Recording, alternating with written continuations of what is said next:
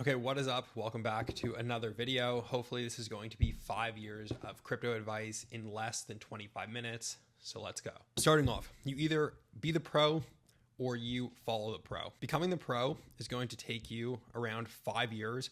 You need to build a good following. You need to have influence. You need to have an edge in the market that comes from your network, right? Only a third of the alpha you can extract from the market publicly. And even the best traders, when you're just looking at charts and things of this nature, like public data, Twitter, everything like this, you're only going to be able to get like a third of the true alpha. The other 50%, 60% of alpha is going to come through your private networks, is going to come through your friends that are in crypto, is going to come through the people you've met across the way that are good at different things that are going to send you opportunities that make you a lot of money. So the more followers you have, the more influence you have, the better your alpha is going to be for yourself. And if you run a group, then for your group as well. And that's the case for me. So for examples, if you're the pro, you can get contract addresses to coins early because the teams want you to help promote the project. You can get discounted OTC deals, meaning you can buy coins at a discount over the counter. You can get tokens for being an advisor. You can get tokens for helping with marketing. You can make money from having a private group. You can make money from having pre-sales, right? So when you follow the pro, you get access to all of the edges of the pro. If you don't follow the pro, then you can obviously do it. But you basically want to decide if you are going to invest all your time in crypto or you're going to follow the pro and invest a minimal amount of time in crypto. There's very few people I've met that have made millions of dollars in crypto that are in between these two stages. It's usually you farm everything, you're really good at pre-sales, you're really good at long-term investing, you find coins early, or you basically follow someone who knows what they're doing and then you have a good income outside of crypto and then you're able to use their edge to multiply your wealth. I've very rarely seen anyone be in the middle and make a lot of money where they farm some stuff but not that well. They do some pre-sales but they don't really know what's going on, and then they kind of invest but they're not really exactly sure how the market is working. Like, I've never really seen this happen, so it's best to stay away from it in my opinion. Moving on, understand the risks up front. Everyone considers how much money they're going to make in the future. I have $100,000 that I want to put into crypto. I'm like, okay, I think reasonably I could 5x this, but what if you're wrong? No one ever considers that you most likely are going to be wrong, especially if it's your first cycle, because most people lose money in their first cycle of crypto. Before you ever put a dollar into the market, you have to at least assess the possibility that, although I'm thinking I can turn my 100K into 500K, well, what happens if that 100K turns into 25K?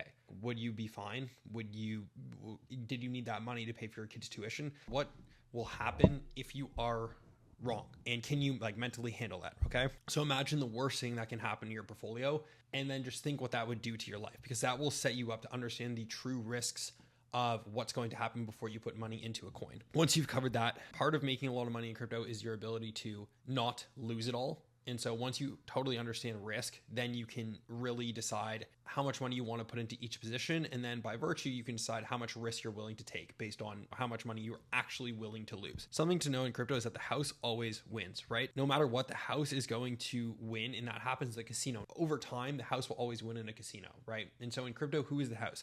The house are all the builders, so the people that have built projects, the owners of the people that have made Axiom Bot, Photon, Gurus, market makers, Meteora, Jupiter, people that are making fees, like people that are going to make money no matter what happens in the market. And so you want to move yourself up on the ladder from just being a smart retail investor, which is still good. You can still make a lot of money, but you want to eventually get to the point where you can become a builder in crypto, because that's where you can ultimately make the most amount of money. And there's many ways to do that. Okay. So I think for most people, it's a best bet that you want to be 50%. You're digging for gold yourself. You're trading, you're doing airdrop farming, you're being active in the crypto market, you're DeFi farming, whatever you're doing. And then the other half, it's like you really should, if you want to make the most amount of money, you should probably be creating content. You should be streaming. You should be doing something that will help build your brand in crypto so that you can get access to these opportunities that can make you some extra money outside of just trading in general. So to maximize your money in crypto, you want to both dig for gold and then also help sell shovels for gold. Because if you look at how many projects are over that $10 million mark, everyone that helped the team, everyone that did marketing, everybody that was an affiliate, all of these people made a lot of money. So you can just make more money in crypto by doing extra things that aren't just trading. Okay. Again, being a builder, you're going to make the most amount of money. So the people that make the most money in crypto is project founders, then VC firms and influencers, then smart retail investors, and then basically like people that like normies that are just buying coins off crypto Twitter. And so you don't want to end up being in the bucket down here where you're just buying things off crypto Twitter, because this is where it's not necessarily extra liquidity, but it's where people go to look for liquidity in general. Like when you see a token everywhere on Twitter, it's most likely the chart's probably something like this. Like you missed it down here, and like you might grab it over here, and then it might do this. But you would much rather find it in a private group over here than find it on Twitter here, and then, you know, capture this upside. Because if I buy here, I'm going to try and probably sell it like around there, and I'll miss this piece, but that's still fine because I captured the rest of this upside move. Just be aware of that as well. So moving on, you got to find your edge, right? You can't be good at everything. You can't be good at long-term investing, day trading, airdrop farming, meme coin trading, VC investing, really good at pre-sales, and then also be really good at making content and marketing, right? It's just too many things. And if you try to be good at everything, you'll essentially be good at nothing. So if I look at myself and how I've made good money, it's been through long-term investing. It's not been through day trading, mediocre airdrop farming, but not even really that much. It's been through meme trading, and then it's been through VC investing, and it's been through marketing and content. I'd say like 4 out of 6 of these, right? Now you don't even need all of them. You can be really good if you have a lot of passive income and you're really good at long-term investing. Totally fine, right? I know people that have made millions of dollars that are really good at just meme trading, right? All the VC firms that make a ton of money, they just do pre-sales. They make millions of dollars, right? And then obviously like Luke Belmar, the best guy at marketing, he's making millions of dollars just because he's really good at making content in crypto, right? So you can pick your edge and then make a lot of money just defining your edge, or you can have a mix of multiple edges, right? Which is more like me, long-term investing, meme trading, VC, marketing. And this was my initial edge was VC investing and long-term investing. Then this cycle I added in being good at meme trading, because that's just how the market ended up going. And that's just what ended up happening. Okay. Now, once you pick your edge, test your system, go back over time, make sure it works. And then don't be afraid to swap around until you find your edge. And then once you find your edge, don't play outside of your edge, in my opinion. Every time I play outside of my edge, I end up losing money. And once you have spent time gaining your edge, why would you try and be average if you already have an edge and you can be better than others? By being better than others, that's where you're going to make actual money, right? There's no point in being the same as everybody else. If you have an edge, use your edge to make money, right? Most of the time I do nothing in crypto because that's part of my edge of being a long-term investor, right? Other than my meme trading section in my VC investing, like in the long-term investing section, I probably make 3 to 4 big moves a year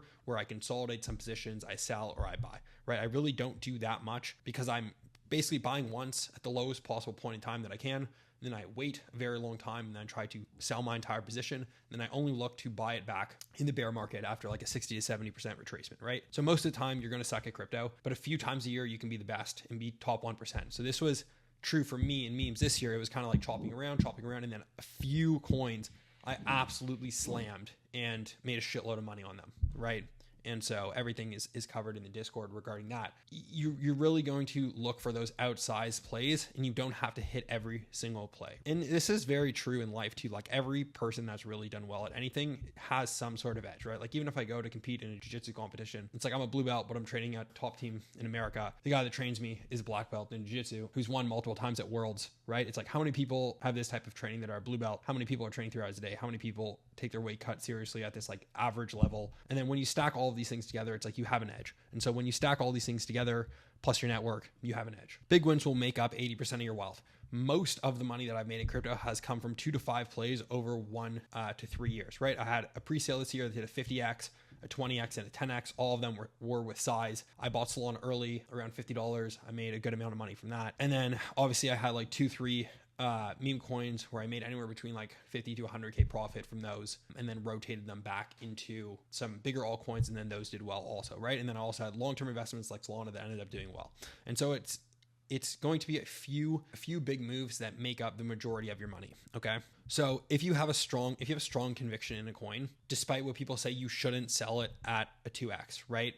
Because if you end up selling a winning position at 2x, you've saved your initial investment, right? By cutting it at 2x, but now you only have half the position size to do 100x, right? When you wanted to capture the most amount of money because you thought this was going to be a winning play, right? And so this is different than meme coin trading, right? If you have a thesis for like an entire cycle, I don't really want to take profits at 2x because I want to see my thesis invalidated or validated, which we'll get into later.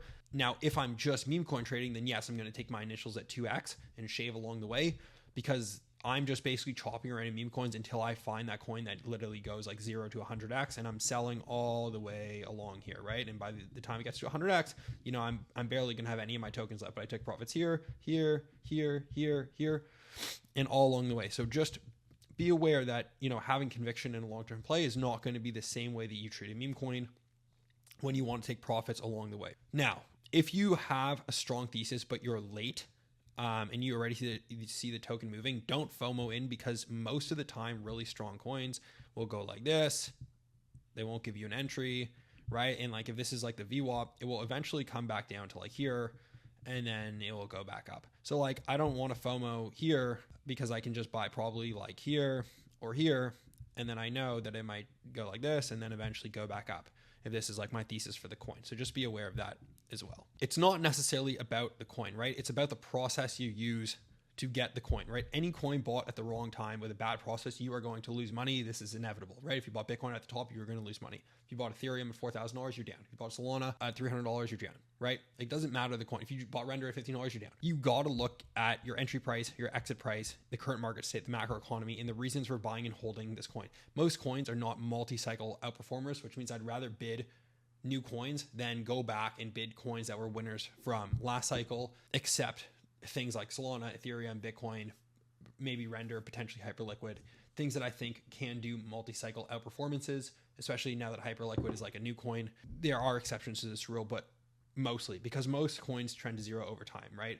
So you can make money on high-risk speculative coins that are being across social media, of course, but you just got to be really aware that all things are eventually going to trend to zero. Like even if you look at, right, like literally the Griff chart for AI looks something like this, right? And now it's just like fucking this, right? Or like even like ARK is like this, and then like this, right? And so just be aware, like you can make money buying here and selling here, but most things trend to zero over time. And so you want to make your money and get the fuck out and bid new coins and not old ones. Okay. So social media is used to find liquidity. You must find a coin when nobody is talking about it, when nobody cares about it, right? When it's not really posted on TikTok, YouTube, Twitter, it's not really there. It's kind of going around in private groups. People are like talking to you about it in private, but it's not really everywhere. As soon as you see it being pushed across like TikTok, Twitter, YouTube, social media, people are using it to find liquidity.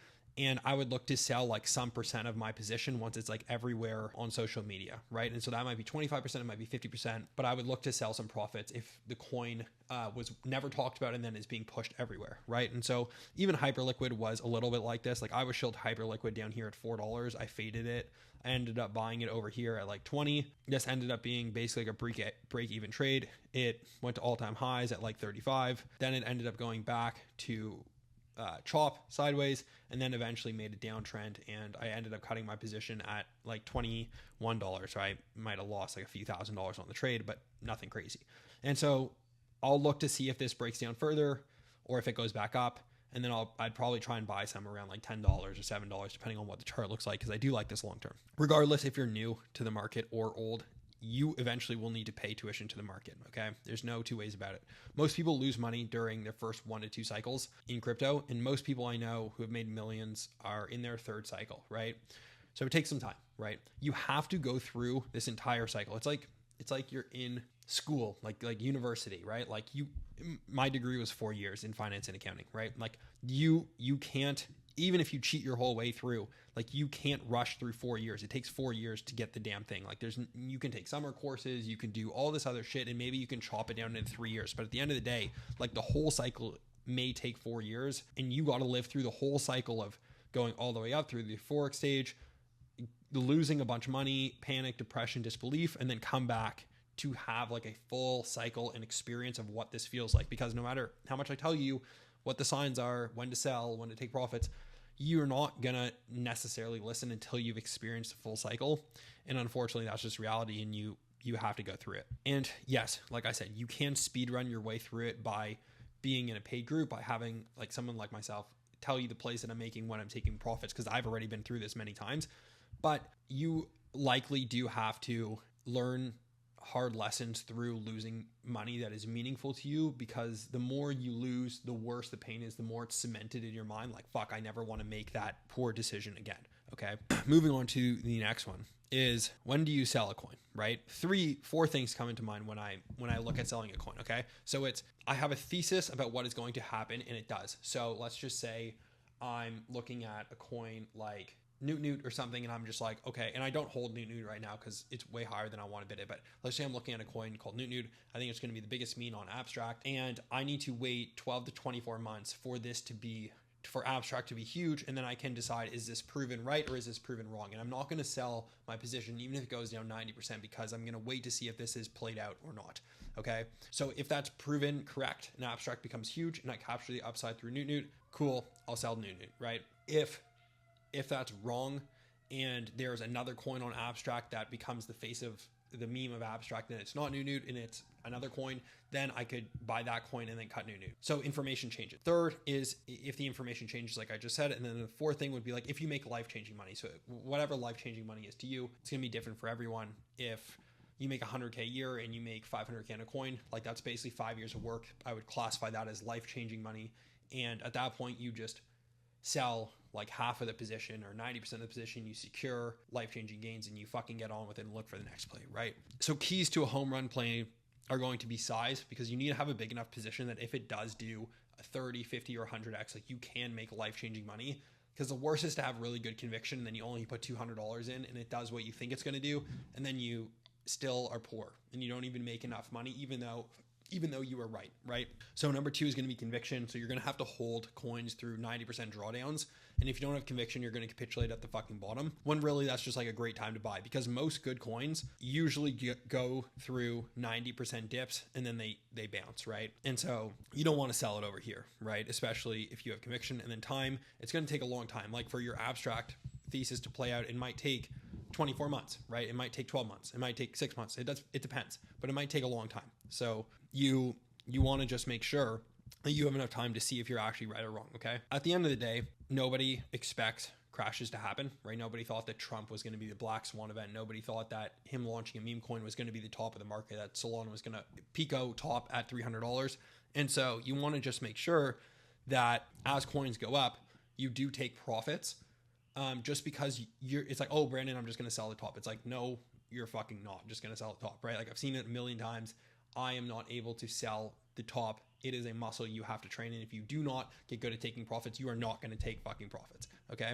That I fucking guarantee you. Once I sell a coin and I take profits, I never go back.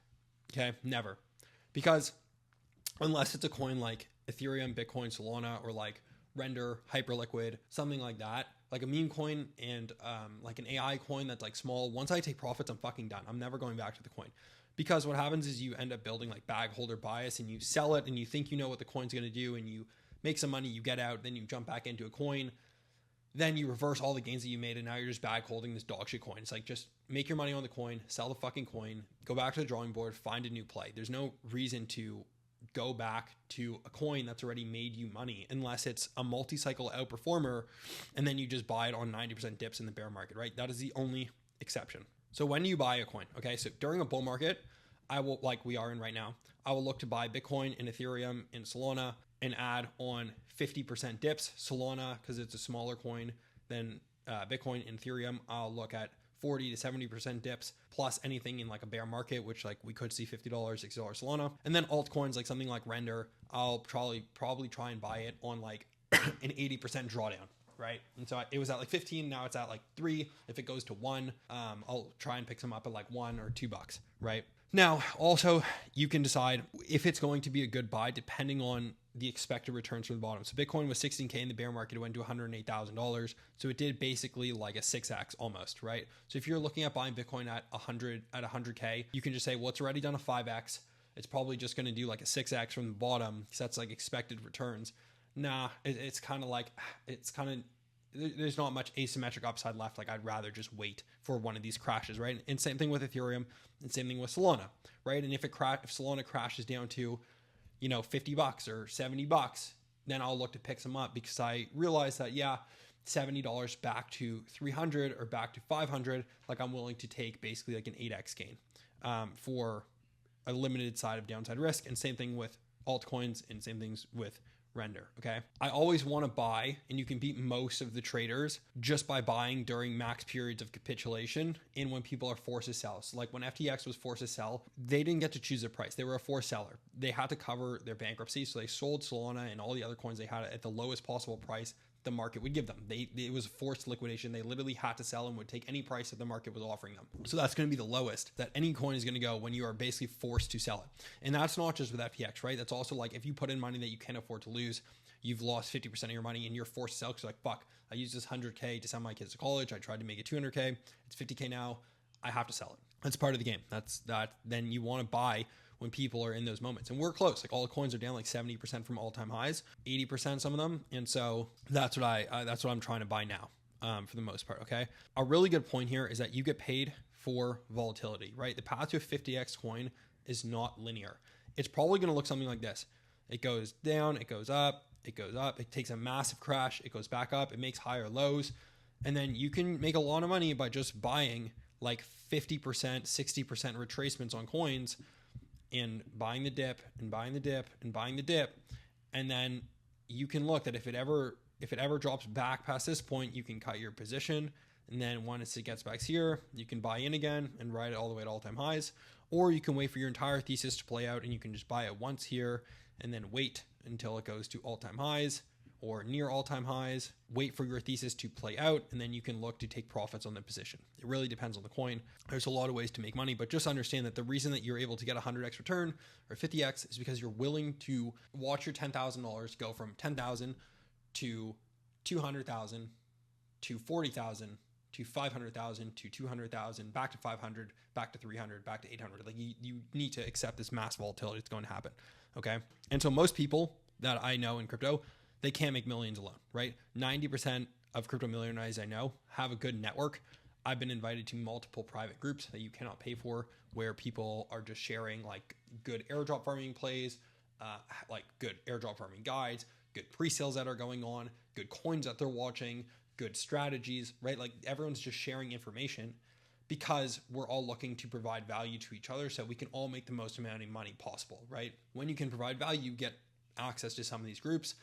And by being in our Discord, in my Discord, I'm sharing all the things that I'm getting and learning with you guys here so that even if you don't have this specific edge that I have, you're basically getting my edge through me, which I think is really valuable because it's taken me around 5 years to build these connections, have a network, have a following, make content, and actually be good at pre-sales, be good at trading meme coins, be good at long-term investing, and actually make money from this, okay? And so I've been doing this for 5 years, long before I ever had a private group or did any of this shit. The reason that's really important to have a network is just like what I said, because everyone is good at one specific thing.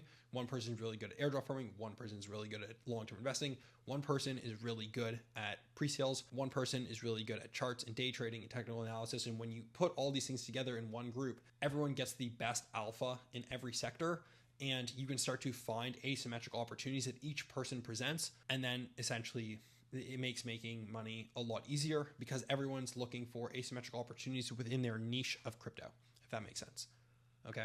And so this is mostly what I wanted to cover today. And so this has been 5 years of crypto advice in 25 minutes that I think will save you guys literally millions of dollars. I know for a fact that if I had used some of these things earlier in my crypto journey, I would have a lot more money than I have now. And I wouldn't have round tripped a multi-high six-figure trade that I did, a cycle prior. And I would be a lot happier and smarter in the current day because I would have been able to take back some of those really, really bad mistakes that I made earlier on in my crypto career that I hope you guys can learn from and not make those mistakes going forward after watching this video. So if you found value in this, please like, comment, and subscribe in the video. And if you're interested in joining Moonboys, which is a community that I run, then the links are down below. We'll give you all the latest alpha, meme coin calls, airdrop farming guides, long-term investing strategies, so you can make the most amount of money in crypto for the rest of the cycle as we head into the next leg of the bear market. And right now, when the market is quiet, is the perfect time to build your network, to join a good group, to learn new skills, so you can capitalize when the market goes absolutely crazy and you are buying the Pico bottoms and you're getting the best opportunities in the market right now. So cheers, appreciate you guys for watching, and we'll catch you in the next one. Let's go.